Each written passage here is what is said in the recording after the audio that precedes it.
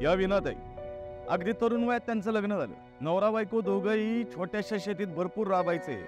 पण अचानक झालेल्या आजाराचं निमित्त झालं आणि तरुण वयातच विनाताई विधवा झाल्या. गहाण पडलेली शेती, मुलीचं शिक्षण, हे सगळं त्या एकट्या कशा सांभाळणार होत्या. त्यांच्या समोर आली संजय गांधी निराधार अनुदान योजना. त्यांना दर महिन्याला 1,500 रुपये मिळू लागले. लाभार्थींसाठी अटी, कुटुंबाचं उत्पन्न वार्षिक 21,000 रुपयांपेक्षा कमी, निराधार व्यक्तीचं वय 18 ते 64 मधील असावे, निराधार पुरुष व महिला, निराधार विधवा, अनाथ मुले, दिव्यांग, कर्करोग, कुष्ठरोग, एड्स झालेले निराधार, पोटगी न मिळालेल्या घटस्फोटिता, वेश्या व्यवसायातून मुक्त झालेल्या महिला, तृतीयपंथी, देवदासी, कैद्यांची पत्नी, 35 वर्षांवरील अविवाहित, सिकल सेलग्रस्त. आता शासन होणार प्रत्येकाचा आधार.